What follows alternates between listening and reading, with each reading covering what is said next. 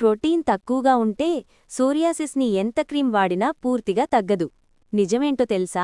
Psoriasis అనే ఒక skin disease తగ్గకపోవడానికి అసలు కారణాలేంటి? ఎన్ని సంవత్సరాల నుంచి మీరు బాధపడుతున్నప్పటికీ, ఎన్ని రకాల విటమిన్స్ టాబ్లెట్స్ కానీ లేకపోతే ఎన్ని ఆయింట్మెంట్స్ అప్లై చేసినప్పటికీ తగ్గకపోవడానికి అసలైన కారణాలు ఏంటంటే, ముఖ్యంగా మీరు ప్రోటీన్ అనేది సరిగా తీసుకోకపోవడం. ప్రోటీన్ కి దీనికి సంబంధం ఏంటంటే, మీరు ఎప్పుడైతే ప్రోటీన్ సరిగా తీసుకోరో అప్పుడు మీకు కొల్లాజన్ ప్రొడక్షన్ అనేది తగ్గి హీలింగ్ అనేది చాలా స్లో ఉంటుంది. అంటే మీకు సోరియాస్ లో ఏమవుతుంది, పొలుసుల్లాగా స్కిన్ అంతా కూడా డెడ్ టిష్యూ ఫామ్ అయిపోయి అదంతా కూడా మీకు ప్లేక్స్ లాగా పౌడర్ లాగా పడిపోతా ఉంటుంది. సో ఈ హీల్ అవ్వాలంటే, అంటే మీ స్కిన్ కొత్త సెల్స్ రిపేర్ అవ్వాలంటే, ఈ హీలింగ్ కావాలంటే కొల్లాజన్ అవసరం. సో ఈ కొల్లాజన్ ప్రొడక్షన్ కావాలంటే మీకు ఖచ్చితంగా ప్రోటీన్ అవసరం అండ్ వైటమిన్ సి కూడా అవసరం. ఈ ప్రోటీన్ విటమిన్ సి సరిగా తీసుకోకపోతే మీరు ఎన్ని సంవత్సరాలు ఏ ట్రీట్మెంట్స్ తీసుకున్నా సోరియాస్ అనేది తగ్గదు. అండ్ సెకండ్ రీజన్ ఏంటంటే, మీకు ఎప్పుడైతే సోరియాస్ వస్తుందో ఇది మనకు స్కిన్ పైన కనపడే డిసీజ్. జనరల్లీ మనం ఏమనుకుంటాము, స్కిన్ కి ఏదో ఒక ట్రీట్మెంటో లేకపోతే ఆయిల్ ఏదో అప్లై చేసుకుంటే సరిపోతుంది అనుకుంటాం. కాకపోతే ఇది ముఖ్యంగా మీ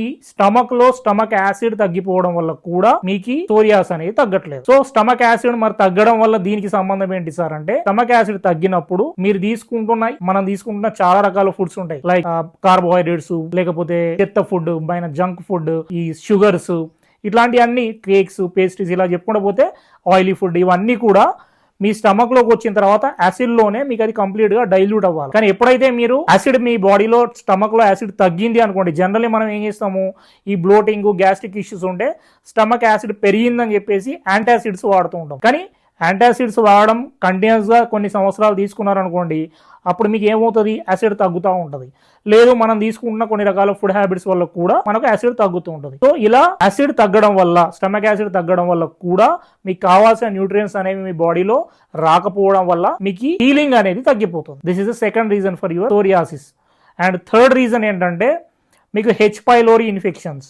అంటే మనకు ఏమవుతుందంటే, గట్లో హెచ్ పైలోరీ అనే ఒక ఇన్ఫెక్షన్ వల్ల చాలా మందికి ఇవే కాకుండా ఇరిటబుల్ బోవెల్ సిండ్రోమ్స్ అని, లేకపోతే గర్డ్ అని, అంటే తిన్నది కంప్లీట్ గా రిఫ్లక్స్ కావడము, GERD అంటాం, గ్యాస్ట్రో ఈసోఫాగల్ రిఫ్లక్స్ డిసీజ్, ఇట్లాంటివి అన్ని ఉండడం వల్ల మీ బాడీలోకి కావాల్సిన ఫుడ్ అనేది మీ బాడీ గ్రహించలేకపోవడం వల్ల మనకి హీలింగ్ అనేది తగ్గిపోతుంది. సో మనం రూట్ కాజ్ ని క్లియర్ చేయకుండా ఎంతసేపు స్టీరాయిడ్స్, ఆయింట్మెంట్స్, లేకపోతే ఈ ట్రీట్మెంట్స్ అన్ని తీసుకుంటున్నాం. అండ్ ఫోర్త్ థింగ్ ఏంటంటే, మీ లివర్ అనేది జనరల్లీ డిటాక్సిఫికేషన్ చేస్తూ ఉంటుంది. సో మనం తిన్న ఫుడ్ అంతా కూడా లివర్ లోకి వెళ్ళి డిటాక్సిఫై అవుతున్నప్పుడు, అది ఎక్కువగా మీకు అనవసరమైన ఫుడ్ తినడం వల్ల బైల్ ప్రొడక్షన్ తగ్గిపోయి, అంటే పైత్య రసం అంటాం, ఇది ఎక్కడ ఉంటుంది, మీకు గాల్ బ్లాడర్ లో స్టోర్ అయి ఉంటుంది. ఎప్పుడైతే లివర్ ప్రాబ్లమ్స్ కానీ, అంటే ఫ్యాటీ లివర్స్ కానీ, లేకపోతే గాల్ బ్లాడర్ లో రాళ్ళు కానీ, లేకపోతే గాల్ బ్లాడర్ లో స్లడ్జ్ కానీ, లేకపోతే సిస్ట్లు కానీ, ఇలాంటివి ఏమైనా వచ్చినప్పుడు మీకు ఈ పైత్యరసం అనేది ప్రొడక్షన్ సరిగా లేకపోవడం వల్ల, బైల్ అనేది కరెక్ట్ గా లేకపోవడం వల్ల మీకు ఈ బాడీలో ఉన్న ఈ టాక్సిన్స్ అన్ని కూడా ఏమవుతాయి అంటే, నెక్స్ట్ బాడీలో ఉండే డిటాక్సిఫైయింగ్ ఆర్గాన్ ఏంటంటే, లార్జెస్ట్ ఆర్గాన్ ఏంటంటే స్కిన్. సో ఇక్కడ ఏమైంది, మీకు ఇది స్కిన్ పైన ఈ టాక్సిన్స్ అన్ని ఓవర్ గా ప్రొడక్షన్ చేస్తుంది. సో దీనివల్ల ఏమవుతుంది, మీకు ఎలర్జీస్ అనేవి ఈ స్కిన్ లో, ముఖ్యంగా సోరియాస్ ఉన్న వాళ్ళకు అసలు తగ్గడం అనేది జరగట్లేదు. సో ఇక్కడ మీరు కరెక్ట్ చేయాల్సింది ఏంటి, మీ లివర్ ఫ్యాటీ లివర్ ఉందా, లేకపోతే ఏదైనా ఆల్కహాల్ తాగుతున్నారా, లేకపోతే ఇంకేదైనా ఫుడ్ హ్యాబిట్స్ అనేవి షుగర్స్ ఎక్కువ కన్జ్యూమ్ చేస్తున్నారా, స్వీట్లు తింటున్నారా, ఇవి కట్ చేస్తే తప్ప మీ లివర్ పైన లోడ్ తగ్గదు. దెన్ గాల్ బ్లాడర్లో ఏమైనా స్టోన్స్ ఉన్నాయా, ఇవి కూడా క్లియర్ చేసుకుంటేనే మీకు సోరియాస్ అనేది తగ్గుతుంది. సో ఇవే కాకుండా మీకు డైజెషన్, ఇప్పుడు మీరు తిన్న ఫుడ్ అంతా కూడా విటమిన్స్ కొన్ని కావాల్సి వస్తుంది, లైక్ విటమిన్ డి కానీ, వైటమిన్ B12 కానీ, వైటమిన్ సి కానీ, ఇంకా కాల్షియం కానీ. సో ఇలాంటి మనకు విటమిన్స్ అన్నీ కూడా మనం తిన్న ఫుడ్లోంచి ఎక్కడికి వెళ్తాయి, మీ పెద్ద పేగు చిన్న పేగుల్లోకి వెళ్తాయి, మీ గట్లోకి వెళ్తాయి. ఈ గట్లో కూడా ఏమవుతుంది అంటే, మీ జీర్ణ వ్యవస్థలో ఉండే ఈ పేగులలో మంచి బ్యాక్టీరియా ఉంటుంది. ఈ మంచి బ్యాక్టీరియా అనేది చనిపోవడం వల్ల, ఎక్కువగా మనం యాంటీబయాటిక్స్ వేసుకోవడము, లేకపోతే ఏదో ఫుడ్ తీసుకోవడం వల్ల ఏమవుతుంది, షుగర్స్ ఎక్కువ తీసుకోవడము, కార్బోహైడ్రేట్స్ ఎక్కువ తీసుకోవడం వల్ల మీ గట్ బ్యాక్టీరియా అనేది చనిపోయి, సో మంచి బ్యాక్టీరియా చనిపోతుంది. సో దానివల్ల ఏమవుతుంది, మీకు ప్రోబయాటిక్స్ అనేవి తగ్గిపోతున్నాయి బాడీలో. సో ఈ ప్రోబయాటిక్స్ కోసం మీరు కరెక్ట్గా ప్రోబయాటిక్స్ అనేవి వాడితే మీ గట్ బ్యాక్టీరియా డెవలప్ అవుతే, దెన్ మీ బాడీలో ఆ విటమిన్స్ అన్ని మీ బాడీ గ్రహించగలిగితే అప్పుడు మీకు ఈ సోరియాస్ అనేది, ప్లేక్స్ అనేవి మెల్లిమెల్లిగా తగ్గుతూ వస్తాయి, ఎప్పుడైతే మీ ఇమ్యూన్ సిస్టమ్ డెవలప్ అవుతుందో. సో ఇక్కడ బేసిక్గా ఆటో ఇమ్యూన్ కండిషన్ అంటున్నాం సోరియాసిస్ని. సోరియాసిస్ ఆటో ఇమ్యూన్ అంటే ఏంది, మీ ఇమ్యూన్ సిస్టమ్ మీతో ఫైట్ చేయడం వల్ల వస్తుంది. ఇక్కడ ఇమ్యూనిటీని పెంచాలి. ఓకే, అండ్ ఇంకొక రీజన్ కూడా ఉంది. ఎప్పుడు మనం ఆటో ఇమ్యూన్ అంటున్నాం, మనకు మానసిక సంఘర్షణ ఎక్కువైనప్పుడు కూడా, అంటే స్ట్రెస్ ఎక్కువగా ఉన్నప్పుడు, ఫైనాన్షియల్ కానీ ఫ్యామిలీ టెన్షన్స్ కానీ ఎక్కువైనప్పుడు మీరు గమనించండి, సోరియాసిస్ పేషెంట్స్లో ప్లేక్స్ పెరుగుతూ ఉంటాయి.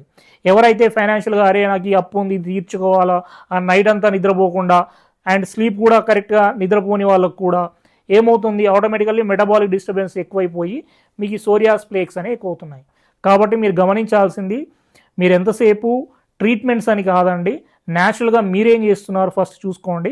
సోరియాసిస్కు మా హోమియోపతి దగ్గరికి వచ్చినప్పుడు అంటే రీసెంట్లీ ఒక పేషెంట్, ఒక 55 years ఉన్న పెద్ద మనిషి, తనకు సోరియాసిస్ ప్లేక్స్తో, అంటే ఆల్మోస్ట్ ఒళ్ళంతా కూడా ప్లేక్స్ ఉన్నాయి.